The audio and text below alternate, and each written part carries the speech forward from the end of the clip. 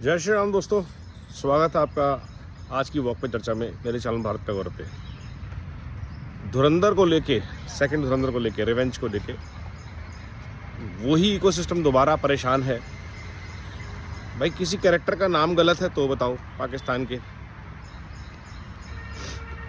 India के किसी आतंकवादी का, गुंडे का, माफिया का नाम गलत है तो बताओ कि वो एग्जिस्ट नहीं करता था।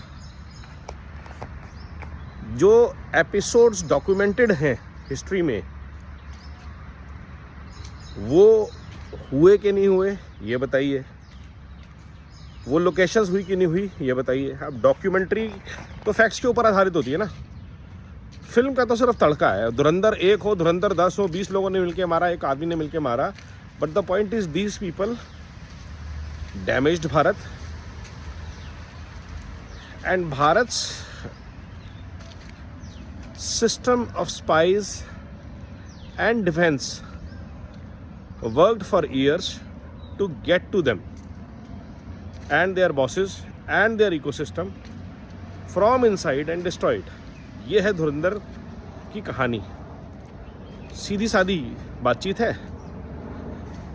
परेशानी क्या है ये समझ में आना बहुत ज़्यादा मुश्किल नहीं है, क्योंकि जो गंगा जमनी तहजीब और अमन की आशा वाले लोग हैं, आपको पार्टीशन के टाइम पे याद होगा बहुत सारे लोगों ने जिन्होंने पाकिस्तान को जाने के लिए चुना था, वोट चुना था कि वोट फॉर पाकिस्तान, वो पाकिस्तान बनने के बाद वहाँ गए नहीं।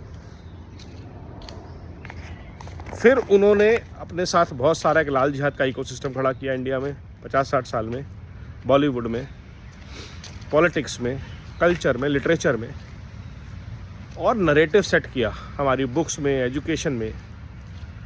और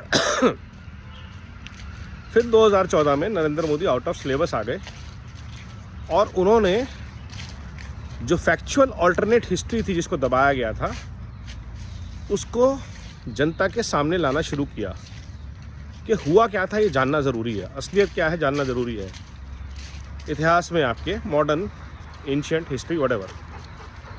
और ये उसका रिजल्ट है कि आज भारत स्ट्रांगली, फैक्चुअली अपने बारे में, अपनी स्टोरी के बारे में, अपने नैरेटिव के बारे में बात कर रहा है और एक नया इतिहास लिख रहा है।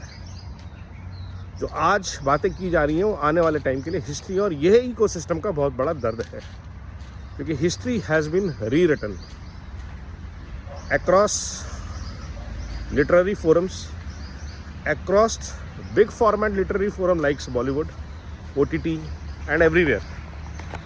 जो वो न्यूडिटी, सेक्सिज्म, लेफ्टिस्ट सोच, इंकलाब जिंदाबाद जैसे मोन्टाज वो दिखाना चाह रहे थे, उसका वक्त निकल गया। अब कोई नहीं मानेगा कि जवान जैसे ISI और राव एजेंट होते हैं या पठान जैसे होते हैं, क्योंकि अब सबको समझ में आ गया कि वो फिल्म थी, झूठी कहानी पे आधारित थी। यहाँ पे फैक्ट्स और फिल्म का मिक्सन है, दैट्स वाई डॉक्यू फिल्म। और एक डॉक्यू फिल्म इतनी सक्सेसफुल बनी, इतनी हिट हो रही है और इतनी वेल क्राफ्टेड है, इतने अच्छे तरीके से दिखाई गई है, बताई गई है, ये इकोसिस्टम का बहुत बड़ा दर्द है।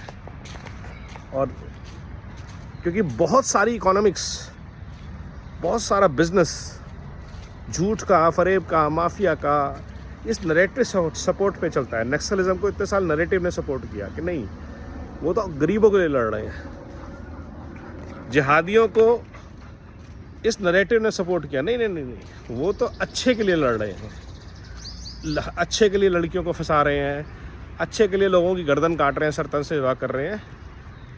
भटके हुए जो नौजवान हैं, धुरंधर ने वो सारे फैक्ट्स को धराशायी कर दिया कि उन भटके हुए नौजवानों के पीछे लोग कौन है जो इंडिया में ये सब चीज़ें करते हैं, मदरसों से जिहाद करवाते हैं, देश में फौजी भेजते हैं या उनको ट्रेन करते हैं, कश्मीर से लेकर के केरला तक। वो पूरे इकोसिस्टम की जब धज्जियाँ उड़ी, तब आप सोचिए जब आपकी पेरेंट बॉडी पे अटैक होगा पाकिस्तान के टेरर इकोसिस्टम पे, तो दर्द तो होना बनता है। क्योंकि सारी अमन की आशा वाला जो गैंग था, उसका अमन उधर था और आशा इधर थी। सो नो मोर लव जिहाद, and that's what is hurting and that is the reality. तो इसलिए आदित्य धर फिल्म्स को इस बार के लिए फिर से एक बार बहुत बहुत साधुवाद। धुरंधर की एक सीरीज़ बननी चाहिए लगातार, OTT पे बने, शॉर्ट कैप्सूल्स बने और बनते चले जाएं कि नॉट जस्ट इंडिया, पाकिस्तान, धुरंधर ने बाहर जाके कैसे कैसे इंडिया, पाकिस्तान के बाहर भी, US में, UK में